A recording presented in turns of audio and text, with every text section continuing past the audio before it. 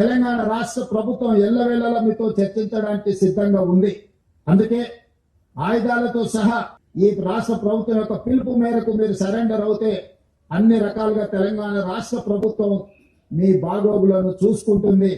కేంద్ర ప్రభుత్వానికి కూడా నేను విజ్ఞప్తి చేసిన, అమిత్ షా గారు కూడా తెలంగాణ రాష్ట్ర ప్రభుత్వానికి స్వేచ్ఛ ఇచ్చిందో, ఆరోగ్యం విషయంలో, ఆర్థిక వెసులుబాటు విషయంలో, నివసించడానికి ఇంటి స్థలము, ఇల్లు నిర్మాణానికి ఆర్థిక పరమైన సహాయంలో కూడా మమ్మల్ని స్వేచ్ఛగా ముందుకు వెళ్ళమని అమిత్ షా గారు చెప్పిండు మొన్న జరిగిన చర్చల సందర్భంగా.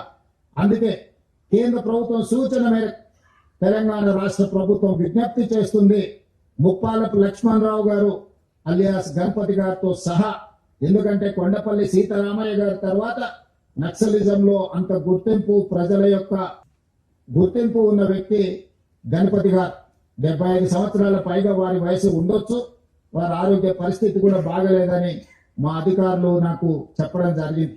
వారి ఆరోగ్యానికి, వారి ప్రాణానికి వారు సరెండర్ అవుతే తెలంగాణ ప్రభుత్వం పూర్తిగా రక్షణ కల్పిస్తుంది.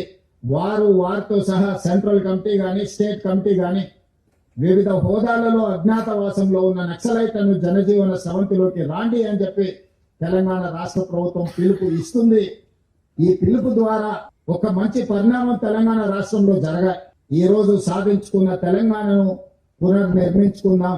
మీరందరూ కూడా జనజీవన స్రవంతిలోకి రాండి, తెలంగాణ పునర్నిర్మాణంలో భాగస్వాములను కాండి.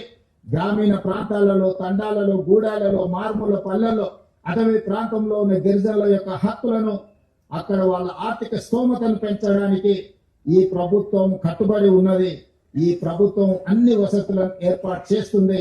కాబట్టి సరెండర్ కావాల్సిందిగా, ఆయుధాలను చెప్పాల్సిందిగా ప్రభుత్వం ఇచ్చిన పిలుపుతో మీరు ముందుకు వస్తారని మా ప్రభుత్వం ఆశిస్తున్నది. అమిత్ షా గారితో మాట్లాడిన తర్వాత నక్సలైట్ నాయకులతో, వివిధ హోదాలలో ఉన్న వాళ్ళతో మాట్లాడితే ఈరోజు 130 మంది నక్సలైట్లు, ఛత్తీస్గఢ్ కు సంబంధించిన వాళ్ళు కావచ్చు, తెలంగాణ కావచ్చు, ఆంధ్రప్రదేశ్ కు సంబంధించిన వాళ్ళు ఈ రోజు వాళ్ళ చేతుల్లో ఉన్న ఆయుధాలతోటి ఈ రోజు వాళ్ళు సరెండర్ అవ్వడం, అందులో 124 అత్యంత ఆధునికమైన ఆయుధాలతో, ముఖ్యంగా 31 AK-47లు, SLRలు, ఇతర అధునాతనమైన ఆయుధాలు, విదేశాలలో తయారైన అధునాతనమైన ఆయుధాలు, 7,000 బుల్లెట్ ద్వారానే ప్రజా సమస్యల్ని పరిష్కరిస్తామన్న వాళ్ళు ఈ రోజు బ్యాలెట్ ద్వారా ప్రజా సమస్యల్ని పరిష్కరించడానికి ముందుకు వచ్చి ఈ రోజు ఇక్కడ ఈ వేదిక ముందున్న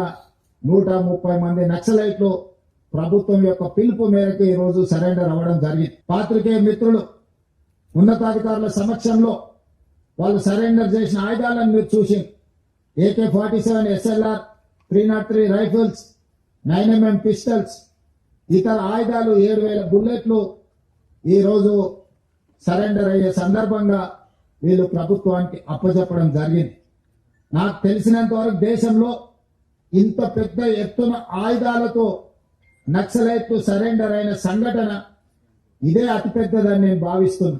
అదేవిధంగా దేవ్జీ దామోదర్ చంద్రన్న మాట్లాడినప్పుడు మీరు ప్రకటించిన రివార్డు తక్కువ ఉన్నది, మేము జీవితంలో కనీస అవసరాల కోసమైనా మేము జీవితం సాగించాలంటే కొంత అవార్డును పెంచండి, అదేవిధంగా నివసించడానికి ఇల్లు లాంటి వసతులను ఏర్పాటు చేయండి, ఎక్కడైనా అవకాశం ఉంటే వ్యవసాయం చేసుకోవడానికి కొంత భూమిని ఇవ్వండి, అదేవిధంగా సుదీర్ఘ కాలము అడవులలో అజ్ఞాతవాసంలో పనిచేయడం వల్ల మా ఆరోగ్యం బాగా క్షీణించింది, మాకు వైద్య సహాయాన్ని కూడా అందించమని వారు మాకు విజ్ఞప్తి చేయడం జరిగింది.